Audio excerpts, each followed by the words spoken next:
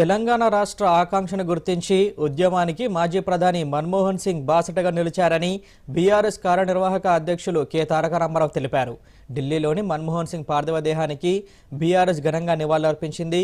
కేటీఆర్ నేతృత్వంలో party parliamentary నేత సురేష్ రెడ్డి, ఎంపీలు దామోదర్ రావు, బద్దిరాజ్ రవిచంద్ర, పార్టీ సీనియర్ నేతలు నిన్న రాత్రి ఢిల్లీకి చేరుకున్నారు. మన్మోహన్ సింగ్ నివాసానికి వెళ్లి ఆయన పార్థివ దేహాన్ని సందర్శించారు. ఆయన భౌతిక కాయానికి పుష్పాంజలి ఘటించారు.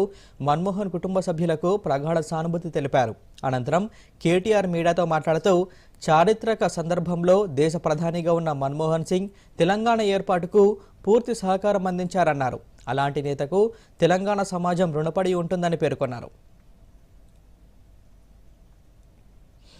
ఏనాడు ఏ వివాదం జోలికి పోకుండా కేవలం పరిపాలన, కేవలం భారతదేశం బాగోగులు, భారతదేశానికి సంబంధించిన మంచిని కాంక్షించిన వ్యక్తి, అందరితో కూడా కలిసిమెలిసి పనిచేసిన వ్యక్తి డాక్టర్ మన్మోహన్ సింగ్.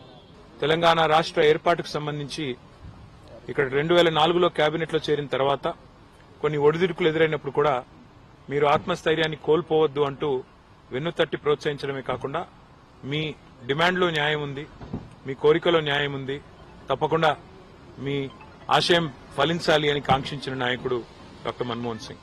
భారతదేశానికి గొప్ప పేరు తెచ్చిన నాయకుడికి ఈరోజు మా పార్టీ తరఫున